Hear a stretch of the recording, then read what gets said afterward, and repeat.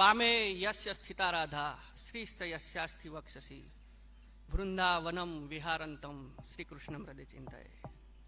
આપણા સૌના ઈષ્ટદેવ ભગવાન શ્રી સ્વામિનારાયણ વડતાલ ગાદીના વિદ્યમાન આચાર્ય સનાતન પરમપૂજ્ય ધર્મ ધુરંધર 1008 આચાર્ય શ્રી અજેન્દ્ર પ્રસાદજી મહારાજ, આપણા સૌના લાડીલા ભાવિ આચાર્ય શ્રી પરમપૂજ્ય ધર્મ ધુરંધર 108 શ્રી નુગેન્દ્ર પ્રસાદજી મહારાજ શ્રી, સમસ્ત ધર્મકુળ, વડીલ સંતો, પાર્ષદો અને શ્રીજીના લાડેલા સર્વે હરિભક્તો, સર્વને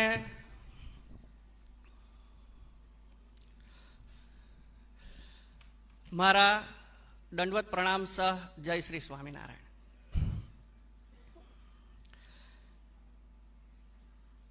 આજે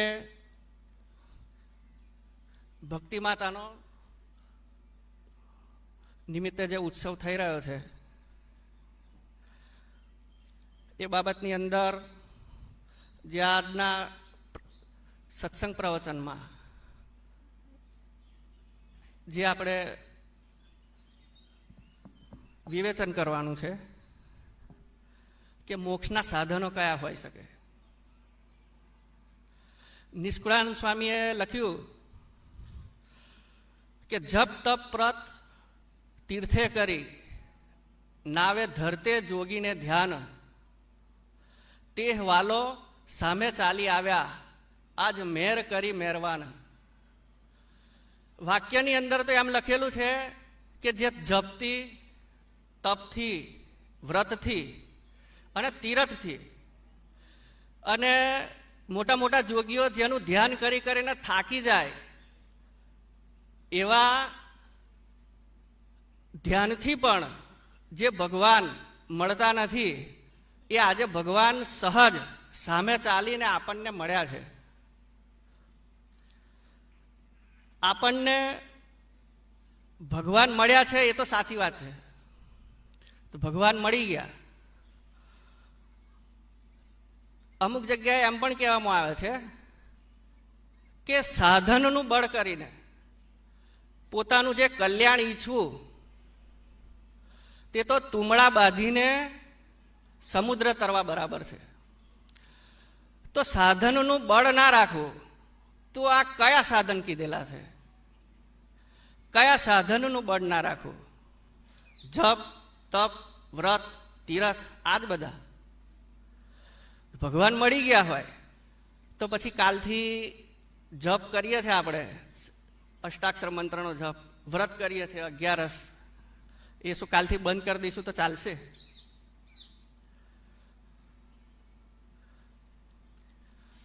ના ચાલે ને. તો શેને છોડવાનું કીધું છે? સાધનના બળને છોડવાનું કીધું છે, સાધનને નથી છોડવાનું કીધું. જેને આપણે સાધન કહીએ છીએ, જપ, તપ, વ્રત, યોગ, યજ્ઞ, કીર્તન, પૂજા, આ જે બધું છે એ બધું જ આપણા જીવનમાં વણેલું છે અને શિક્ષાપત્રીની આજ્ઞામાં લખાયેલું છે. સાધનને નથી છોડવાનું, પણ સાધનના બળથી આપણું કલ્યાણ થવું છે એ વાતને ભૂલી જવાની. કારણ કે એના બળથી કલ્યાણ નથી થવાનું. કોઈ એમ કહે કે આ જે સાધનો છે એ સાધનોના બળથી આપણો મોક્ષ થઈ જવાનો છે, તો કોઈ પણ વ્યક્તિ 1/11 કરી અને ભગવાનની સામે દાવો કરી શકે કે મારો મોક્ષ કેમ ના થાય? તો આ જે બધા છે એ જે મોક્ષના સાધન નથી એને આપણે મોક્ષના સાધન સમજી બેસીએ, એ આટલી ભૂલ છે. એ ભૂલને કેવી રીતના સુધારી શકાય?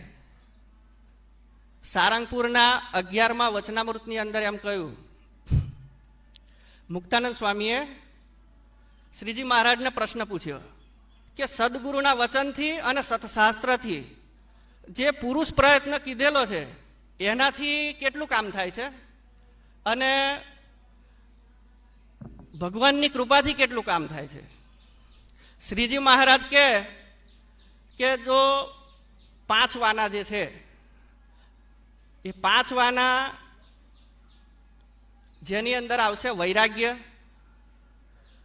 બીજી આવશે શ્રદ્ધા, ત્રીજું આવશે બ્રહ્મચર્ય, ચોથું આવશે આત્મનિષ્ઠા અને 5મું આવશે અહિંસા આદિક ધર્મ.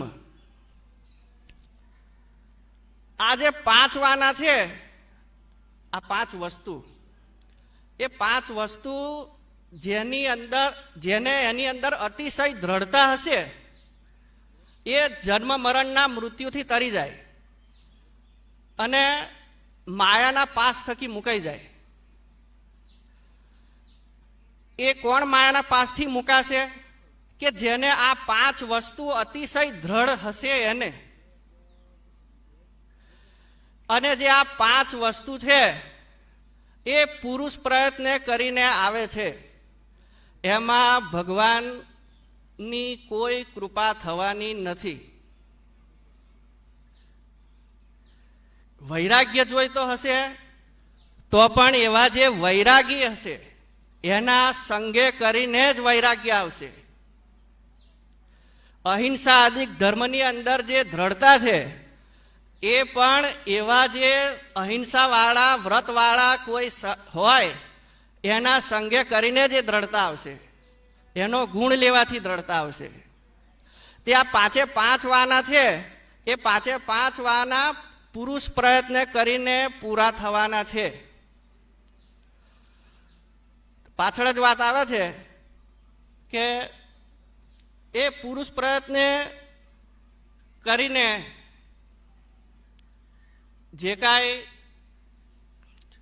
લાભ થવાનો છે, શું લાભ થવાનો છે?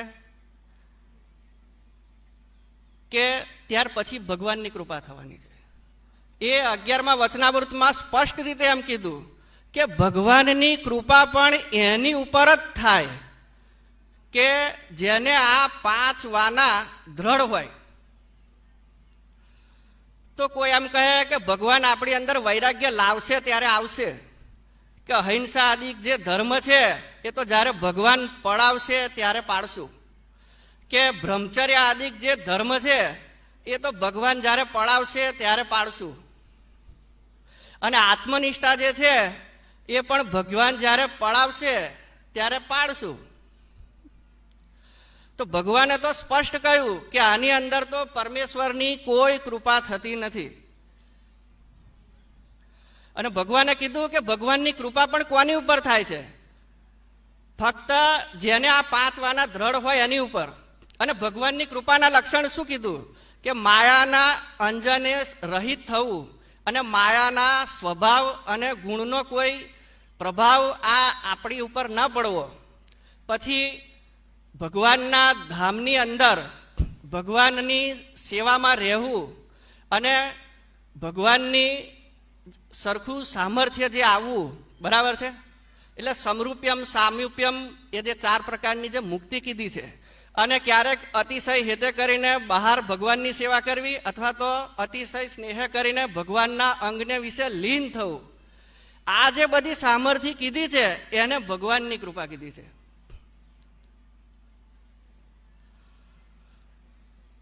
જે આપણા વર્તનની અંદર, આપણી વાણીની અંદર, આપણા આદતોની અંદર, સ્વભાવની અંદર અને પ્રારબ્ધની અંદર આપણે બધા એમ ઈચ્છીએ છીએ કે આપણા પ્રારબ્ધમાં અક્ષરધામ હોય, આપણું ભવિષ્ય અક્ષરધામની અંદર હોય. પણ આ બધી જ વસ્તુની અંદર, આ બધી જ વસ્તુને સુધારવી હોય, વાણી, વર્તન, વિચાર, સ્વભાવ અને આદત અને પ્રારબ્ધ, આ બધાને સુધારવી હોય તો જેમ અલગ અલગ પાંદડાને પાણી છાંટવાથી બહુ એ લાંબુ કામ થઈ જાય. તો એક મૂળની અંદર પાણી જો રેડવામાં આવે તો બધા પાંદડાને આપોઆપ પાણી પહોંચી જાય. તો જ્યારે વિચાર શુદ્ધ હશે, આજના વિચારો કાલનું તમારું વાણી છે, તમારી વાણી જ કાલનું તમારું વર્તન છે, આજનું તમારું વર્તન જ કાલની તમારી આદતો છે, આજની તમારી આદતો કાલનું તમારું સ્વભાવ છે, અને આજનો તમારો સ્વભાવ એ જ આવતીકાલનું પ્રારબ્ધ છે. પ્રારબ્ધની અંદર જો સ્વામિનારાયણ ભગવાન લખવા હોય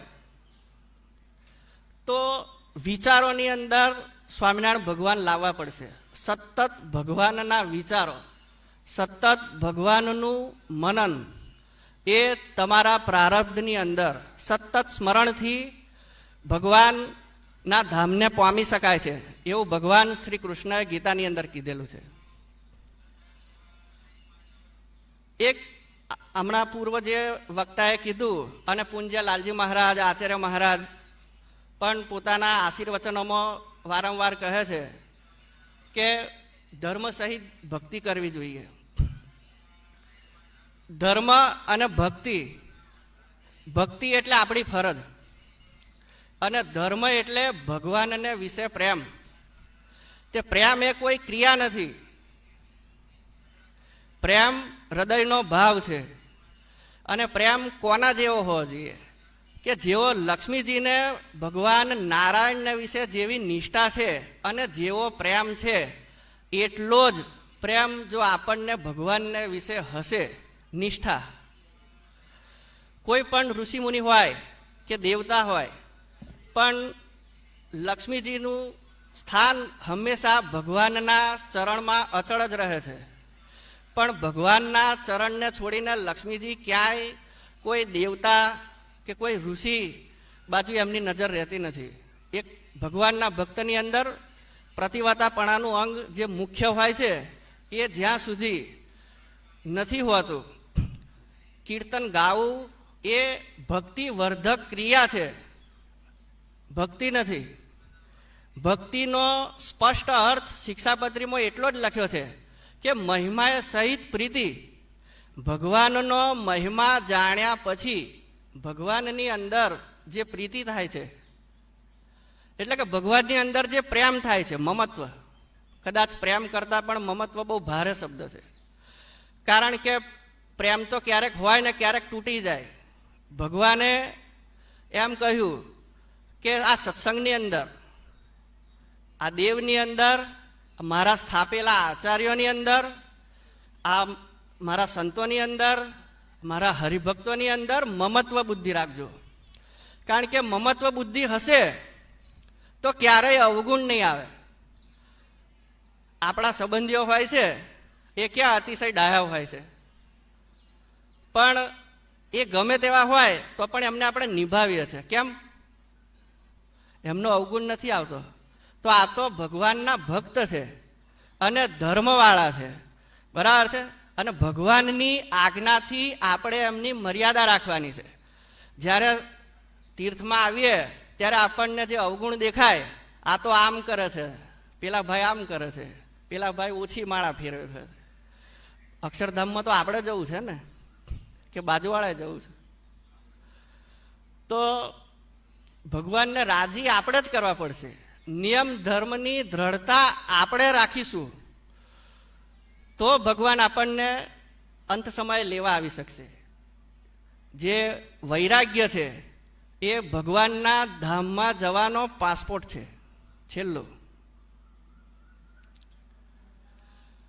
જો વૈરાગ્ય નહીં હોય તો ભગવાન સિવાય બીજી બધી વાતો યાદ આવશે. અને કદાચ જો ભગવાન પોતાના વચને કરીને લેવા પણ આવ્યા હશે તો વિમાનને ભગવાન અદ્રશ્ય થયા ગયાના દાખલા આપણા સત્સંગમાં છે. એટલે ગૃહસ્થ હોય કે ત્યાગી હોય, વ્યવહાર બુદ્ધિ અને દેહાત્મ બુદ્ધિ આ જ્યાં સુધી છે ત્યાં સુધી પાસપોર્ટના ઉપર વિઝા મળવું શક્ય નથી. તો આપણું જે મુખ્ય વાત હતી કે મોક્ષનું સાધન શું છે, જપ તપ વ્રત એ મોક્ષનું સાધન નથી, પણ ભગવાનને રાજી કરવાના સાધન છે. આ જે ભગવાનના રાજી કરવાના સાધન છે એને જ આપણે ક્યારેક ભગવાનની આજ્ઞા અથવા તો ધર્મ એ શબ્દથી કહીએ છીએ, એટલે એનો ક્યારેય ત્યાગ ન કરવાનો હોય. તો મોક્ષનું સાધન શું છે? મોક્ષનું સાધન એક જ છે, ભગવાનનો રાજીપો. ભગવાનને રાજી કરવાના સાધનોના ઉપયોગથી ભગવાનને રાજી કરો તો ભગવાનના રાજીપાથી જ એ જ સાધનથી આપણા જીવનો મોક્ષ થવો શક્ય છે. તો આ સાથે આ વક્તવ્ય પૂરું કરવામાં આવે છે. સહજાનંદ સ્વામી મહારાજની જય.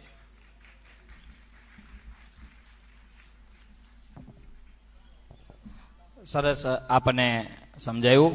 તો અત્યારે યોગેન્દ્રભાઈ આવશે સ્વામીજી પાસે અને પ્રસાદીનો આહાર સ્વીકાર કરશે. અને અત્યારે હવે આપણે અહીંયાની જે સેશન છે એ પૂરું થાય છે. હવે બધાએ 2:30 વાગ્યે અહીંયા ધૂનમાં આવી જજો.